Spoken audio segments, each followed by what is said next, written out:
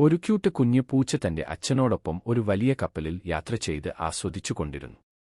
അപ്പോഴാണ് അവളുടെ രണ്ടാനമ്മ കുഞ്ഞു പൂച്ചയെ വെള്ളത്തിലേക്ക് തള്ളിയത്. കുഞ്ഞ് നീന്തിക്കൊണ്ടിരുന്നു. അച്ഛൻ ആശങ്കയായി "അയ്യോ, എന്റെ കുഞ്ഞ് എവിടെയാണ്?" എന്ന് ചോദിച്ചു. അപ്പോൾ കുഞ്ഞ് ഒരു ആമയുടെ മേൽ കയറി അതിന്റെ സഹായത്തോടെ നദിക്കരയിൽ എത്തി. അവിടെ കുറച്ച് വൃക്ഷശാഖകൾ കൂട്ടിച്ചേർത്ത് മീൻ വറുത്ത് തിന്നി പിന്നെ ഉറങ്ങിപ്പോയി. രാവിലെ വീണ്ടും ചെറുതായും വരണ്ടതുമായ കൊമ്പുകൾ കൂടി എടുത്ത് ഒരു ചെറിയ പടവ് ഉണ്ടാക്കി. പിന്നെ അതിൽ കയറി സമുദ്രത്തിലൂടെ യാത്ര തിരിച്ചു. അവിടെ വലിയ കൊടുങ്കാറ്റും മിന്നലും ഉണ്ടായിരുന്നു.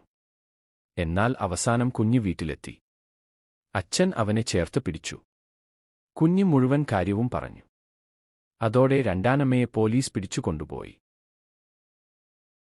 ഇതുപോലുള്ള കൂടുതൽ കഥകൾ വേണമെങ്കിൽ ഞങ്ങളുടെ ചാനൽ സബ്സ്ക്രൈബ് ചെയ്യൂ.